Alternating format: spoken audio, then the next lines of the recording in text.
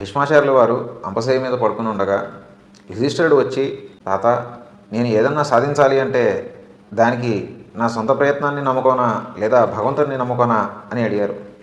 ఆ మాట విన్న భీష్మాచార్యుల వారు, నువ్వు కేవలం భగవంతుడినే నమ్మవద్దు అని ఒక మాట చెప్పారు. ఇది చాలా ఆశ్చర్యకరమైన విషయం. భీష్మాచార్యుల వారు ఈ మాట అన్నారంటే అందులో ఏదో మర్మం ఉండే ఉంటుంది. ఒక ఇంటిలో ఒక యజమాని దగ్గర 3 పనివాళ్ళు ఉన్నారు. మొదటి పనివాడు పనేమి చేయడు. ఎంతసేపటికి యజమాని నువ్వు ఇంత, నువ్వు అంత అని పొగుడుతూ స్తోత్రం చేస్తూ ఉంటాడు. రెండో అతను పని చేస్తాడు కానీ విసుక్కుంటాడు, లేదా యజమాని చెప్పిన మాటలు ఏవైతే ఉన్నాయో వాటిని పెద్ద పట్టించుకోడు.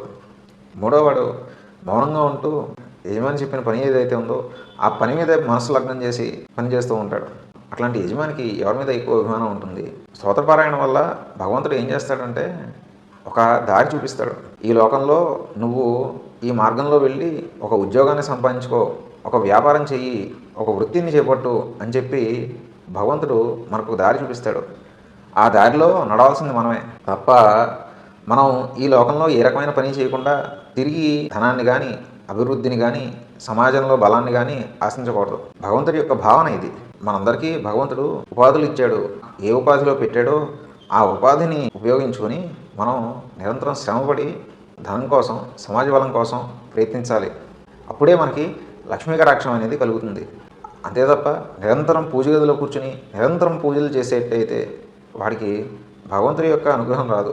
భీష్మాచార్యుల వారు అందుకనే యుధిష్ఠిరుడితో నువ్వు కేవలం భగవంతుడి మీదే భారం వేయకు అని చెప్పి ఉపదేశం చేశారు. నువ్వు ఏ కర్మ చేశావు అని చెప్పి భగవంతుడు నీకు ఫలితం ఇవ్వాలి అనేది భీష్మాచార్యుల వారి మనసు.